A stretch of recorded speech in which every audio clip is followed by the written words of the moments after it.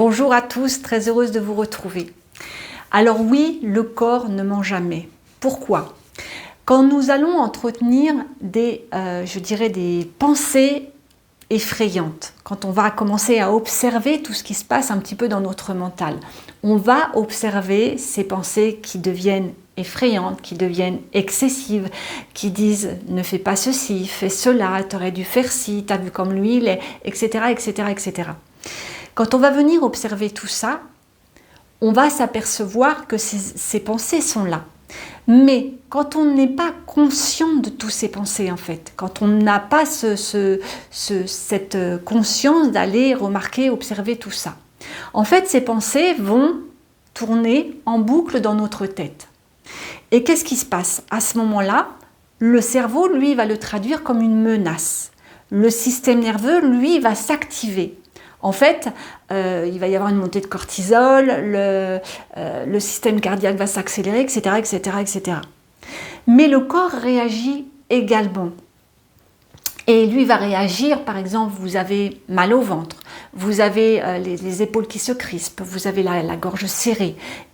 Et il va y avoir plusieurs réactions qui vont s'enchaîner par rapport à ça. Mais qu'en fait, le corps, lui, ne ment jamais. Ce qu'il est traduit par une peur, lui, va le ressentir. Les sensations que l'on ressent, elles sont bien vraies, elles sont exactes. Par contre, une nuance ici à apporter, c'est que le corps ne fait pas la différence entre l'imaginaire et le réel. C'est-à-dire que si on entretient des pensées comme ça, qui sont récurrentes, souvent des pensées qui sont, je dirais même effrayantes, et qu'on ne fait pas attention à ces pensées, qu'elles fonctionnent un petit peu en mode automatique. Le corps, lui, qui ne fait pas la différence entre le réel et l'imaginaire, va le traduire comme réel automatiquement. Il ne sait pas. Donc en fait, puisque l'ego, qui est bien sûr derrière toutes ces peurs, va s'activer par des pensées excessives.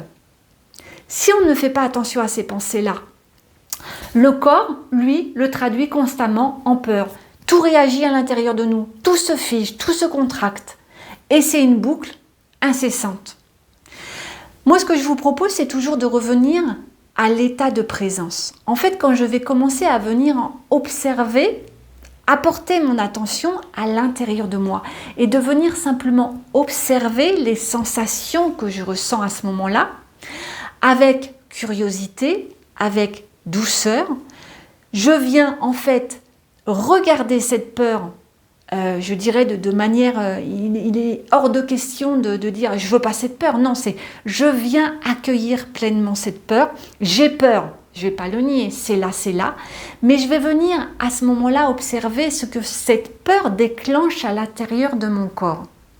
Et qu'en faisant cela, eh bien, il va y avoir trois choses importantes qui vont se décanter. Un, puisque je vais observer l'émotion qui est à l'intérieur de moi, je vais me désidentifier petit à petit en faisant cela à l'ego, la source qui se déclenche par l'intermédiaire de cette peur. Je viens simplement observer, sans juger, sans vouloir qu'elle parte.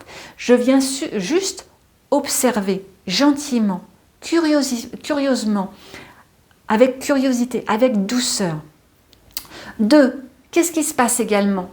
Eh bien, lui, le système nerveux, il ne va plus s'activer, il va se réguler.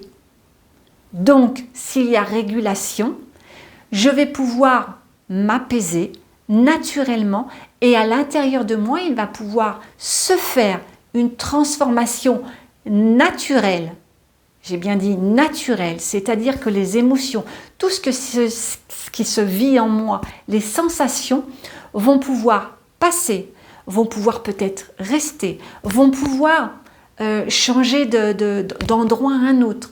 En fait, quelque chose va être accueilli parce que oui, c'est peut-être par rapport à des expériences passées et sûrement de toutes les façons, mais sans analyser d'où ça provient, l'observation va permettre naturellement une transformation naturelle.